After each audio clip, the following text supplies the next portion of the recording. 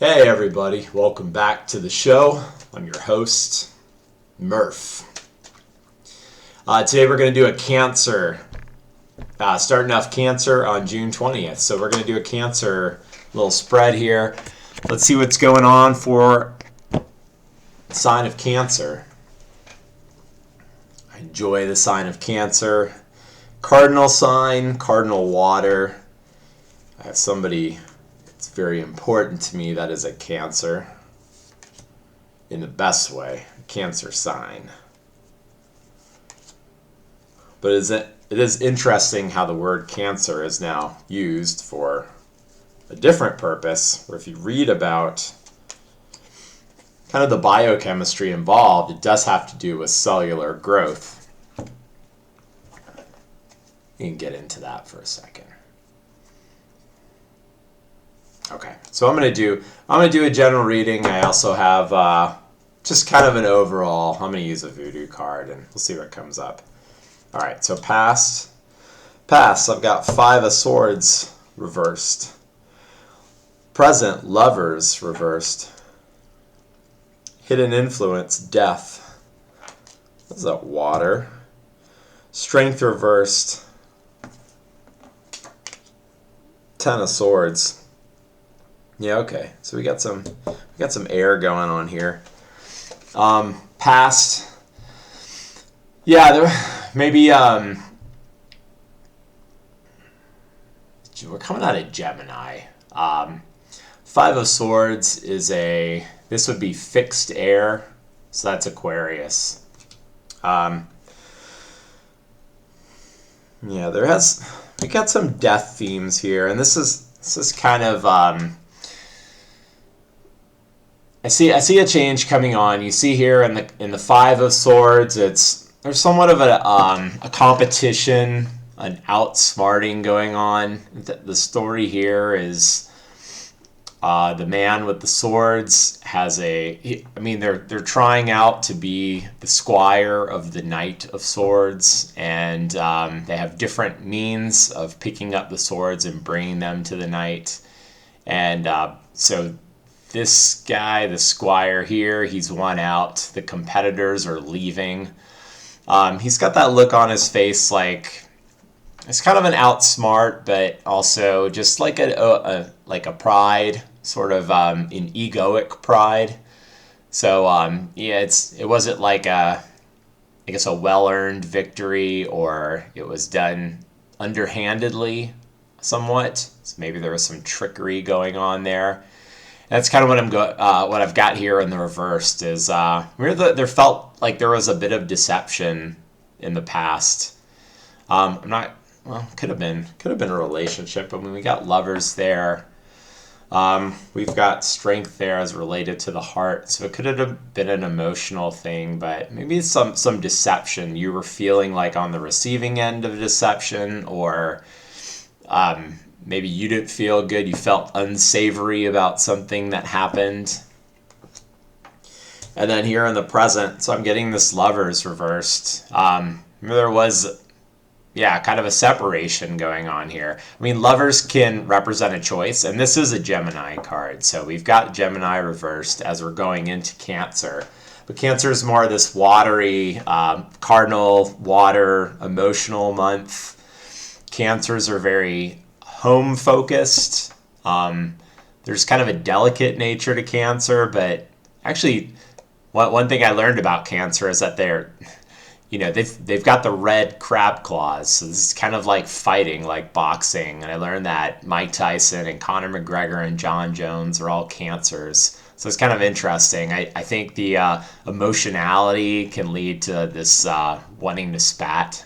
So in the way, it's like something that kind of resonates of what I know about Cancer too, is that they can be emotional. But I think that's a really healthy thing, as long as they don't become the emotion and become really just erratic in the way that they're acting because they're emotional. But yeah, I feel like there was kind of maybe this affected something in the home life or affected a relationship. This goes back, it's upside down, it goes back to the Hierophant. So that would be adhering to a custom. So maybe like an expectation of a custom was broken. Um, there's somewhat of a loss of, I would say, spirituality, but yeah, more of like a custom. So if this was a relationship that had some formality to it, a commitment, marriage, maybe that's been put into question recently. And then here we've got this death card. Yeah, so I mean, Scorpio. I mean, I really like the death card personally. I think it ushers in the new, but it seems like a new beginning is due. We're here in this Cancer sign. We've got this cardinal water. Scorpio is fixed water, but cardinal water is a new beginning. So yeah, I'm thinking there's some sort of new relationship, some sort of new emotional connection due if it's not here already. Right here in the advice card is a reverse strength. And this is good too because you've got reversed, this is reverse Leo, reverse strength card. With the reverse, I would go back to the 7. I mean, here this is tending to the heart. So you're taking care of the emotion here. You're tending to that part of your body. The lion has its tail between its legs, so it is tamed. To me, this is kind of like what we were talking about right there. We're allowing that heart to feel the emotion or have the awareness be here in the heart and not be swayed either way. And I think that this is a perfect card because the 8 reverse would then go back to the 7 of the major arcana, which is the Chariot, which is the card of Cancer. So we're looking at balancing opposing forces. There's sort of a logic, emotionality, masculine, feminine, positive, negative. And so I think that's the advice that's coming through right here is, we're tending to the heart, but allowing for both sides to play out. Allow for both sides to be there. Feeling out whatever feeling is there, not backing away from it, but actually stepping into it, allowing that to be there, but also having a logical approach as well to balance. Because in the Chariot card, he stepped outside of the comfort zone. He stepped over the moat that separates him from the city. So he's kind of like separated from what might be comfortable, but because there's certain like an unwavering faith because he's in control of the black and the white sphinx. So there's special knowledge that comes through out of managing or maintaining connection with both the emotional and logical. And so I think that's perfect for the sign of Cancer now as the sun is at its highest point in the sky. We got the summer solstice.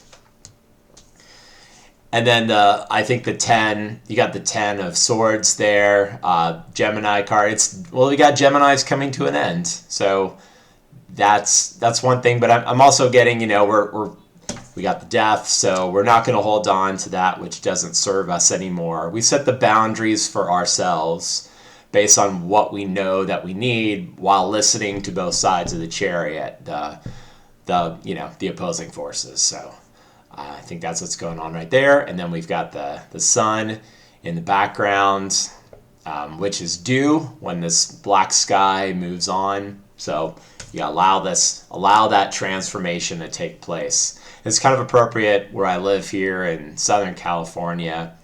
We got that June gloom, so that the cloudiness stays for a long time, even though we're about to start officially the summer. And but yeah, so now I think that sun's going to be shining more. That's usually what happens around July here. But it has been, what I mentioned yesterday, it's been a crazy weather first half of the year altogether. We've got that Radha Mambo. So this would be Queen of Swords, and she's cutting away this, it's like a false head. It's this false way of thinking that doesn't serve. And then she has the snake on her head that protects her state of mind. So just like the Queen of Swords too, she has a tassel where she's cut away some excess, the thing that doesn't serve. But then she beckons forward, she's looking forward, she has the sword, and her head is above the clouds. So she has this certain balance of emotionality. The Queen of Swords it's a watery air card. So I think that's appropriate for, going into Cancer with the watery nature. But it's cutting away that which doesn't serve and protecting that which does. So I think that shines through perfectly in this reading. And that's what I have as far as Cancer. And so I wanted to mention one other thing is because I really like the esoteric biochemistry studies by George Carey and Inez Eudora Perry. And the Cancer salt is calcium fluoride. I guess fluoride is a particular topic where I would want to challenge on identifying a viewpoint that serves. I come from, the ADA and dentists and dental products have a lot of fluoride in them because allegedly it's good for your teeth, and that's what the so-called experts say. So I know what that all means. But then, it's not necessarily like all great because of that. Now, if you throw the baby out with the bathwater and just say, well, fluoride is all bad, it makes you stupid, and whatever other claims, I just want to offer that there might be another viewpoint where what I believe is the sodium fluoride that is in, and which may or may not be artificial, waste product from industrial processes. It might not. I doubt that. I think studies have shown that there's such a marginally small increase in dental health that comes from using fluoride regularly. However, since the cell salt for Cancer is calcium fluoride, the theory or the claims made of why it's useful as a cell salt is that it increases elasticity of tissue in the body, including blood vessels, and helps with varicose vein conditions, and then also helps strengthen teeth enamel. That's the claim for why it's important for dental reasons. So I'm curious about exploring more about the benefits or detriments of fluoride, and I think it's what we know about Cancer relative to the sign of Cancer and what calcium fluoride actually does in the body, how supposed cancer cells grow in the body or corpuscles. I think it's important that we have a balanced perspective, like in the same way that the Chariot is balanced, and understands, there might be benefits to substances, and like substances can be synthesized or created naturally, and so they would have the same name but actually serve kind of different purposes or function differently in the body. I think it's important to get to the bottom of that because I've looked a decent amount into fluoride, and I haven't seen any of the discussion on calcium fluoride.